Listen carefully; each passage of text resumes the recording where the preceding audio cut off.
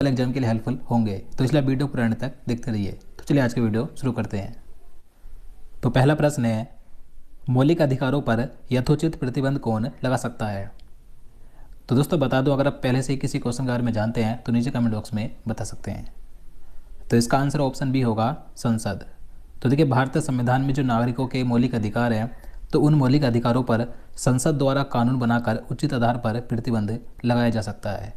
मौलिक अधिकारों की बात करें तो देखिए, भारतीय संविधान में मौलिक अधिकारों को अनुच्छेद 12 से 35 तक रखा गया है। और ये भारतीय संविधान के कौन से भाग में है, तो भाग 3 में है। देखिए, मूल संविधान में 7 मौलिक अधिकार थे, लेकिन वर्तमान में 6 मौलिक अधिकार हैं। नेक्स्ट क्वेश्चन, संसद की लोक लेखा समिति का अध्यक्ष किसके द्वारा नियुक्त किया जाता है। तो आंसर होगा लोकसभा के अध्यक्ष द्वारा। तो देखिए, जो संसद की लोक लेखा समिति है, तो इसका अध्यक्ष लोकसभा अध्यक्ष के द्वारा नियुक्त किया जाता है। लोक लेखा समिति की बात करें तो लोक लेखा समिति में कुल 22 सदस्य होते हैं। देखिए, इन 22 सदस्यों में से 15 लोकसभा से आते हैं और 7 राज्यसभा से।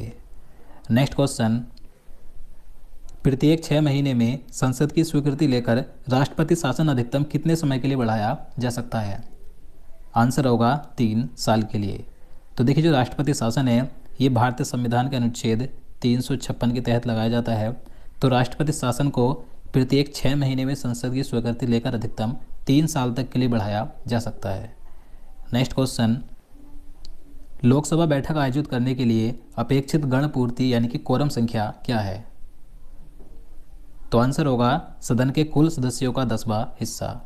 तो देखिए, लोकसभा की बैठक हो या राज्यसभा की, तो इन दोनों की बैठक आयोजित करने के लिए न्यूनतम सदस्यों की संख्या सदन के कुल सदस्यों का 1/10 होनी चाहिए। यानी कि लोकसभा में जो अधिकतम सदस्यों की संख्या है 550 है, तो लोकसभा की बैठक आयोजित करने के लिए कितनी होनी चाहिए, 1/10, तो कितनी होगी, 55।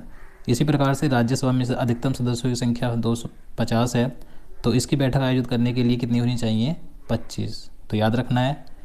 नेक्स्ट क्वेश्चन, केंद्र सरकार के खिलाफ अविश्वास प्रस्ताव कहाँ पेश किया जाता है। तो आंसर होगा केवल लोकसभा में। तो देखिए, अविश्वास प्रस्ताव विपक्ष के द्वारा केवल लोकसभा में पेश किया जाता है। और अविश्वास प्रस्ताव पारित कराने के लिए विपक्ष के पास कम से कम 50 सदस्यों का समर्थन हासिल होना जरूरी है, तभी वह अविश्वास प्रस्ताव को पारित करा सकते हैं। तो याद रखना है, अविश्वास प्रस्ताव कहाँ पर पेश होता है, केवल लोकसभा में, राज्यसभा में पेश नहीं होता। नेक्स्ट क्वेश्चन, पहले अविश्वास प्रस्ताव और दूसरे अविश्वास प्रस्ताव के बीच कितना अंतर होना चाहिए। तो आंसर होगा 6 महीने का। देखिए, पहले के अविश्वास प्रस्ताव पेश हो चुका है, अगर दूसरा करना है दोबारा से, तो उनके बीच 6 महीने का अंतर होना कम से कम जरूरी है। नेक्स्ट क्वेश्चन है, निम्न में से कौन सी नियुक्ति भारत के राष्ट्रपति के अधिकार में नहीं है।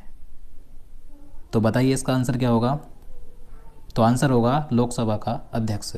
देखिए, भारत का जो मुख्य न्यायाधीश होता है, इसकी नियुक्ति भी राष्ट्रपति के द्वारा की जाती है। वित्त आयोग के अध्यक्ष की नियुक्ति भी राष्ट्रपति करता है। थल सेना अध्यक्ष की नियुक्ति भी राष्ट्रपति करता है। लेकिन जो लोकसभा अध्यक्ष होता है, इसकी नियुक्ति निर्वाचन लोकसभा के सदस्य द्वारा की जाती है। तो आंसर होगा option D. Next question, Rajya Sabha के सदस्यों का कार्यकाल यानी कि निर्वाचन कितनी अवधि के लिए होता है। तो आंसर होगा 6 वर्ष के लिए। तो राज्यसभा के जो सदस्य होते हैं, इनका कार्यकाल 6 वर्ष का होता है। देखिए, राज्यसभा एक स्थायी सदन है, ये कभी भी भंग नहीं होती, क्योंकि प्रत्येक 2 वर्ष बाद इसके 1/3 सदस्य सेवानिवृत्त हो जाते हैं, तो इसलिए कभी भंग नहीं होती। नेक्स्ट क्वेश्चन, नीति आयोग का अध्यक्ष कौन होता है। तो काफ़ी आसान क्वेश्चन है, बताइए इसका आंसर क्या होगा। तो राइट आंसर होगा ऑप्शन बी, प्रधानमंत्री। प्रधानमंत्री नीति आयोग के अध्यक्ष होते हैं। देखिए, नीति आयोग की बात करें तो नीति आयोग को योजना आयोग के स्थान पर लाया गया है। नीति आयोग का गठन 1 जनवरी 2015 को किया गया था। इसका मुख्यालय नई दिल्ली में स्थित है।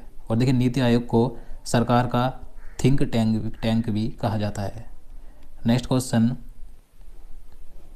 निम्नलिखित में से कौन भारत में कानूनों को बनाता है।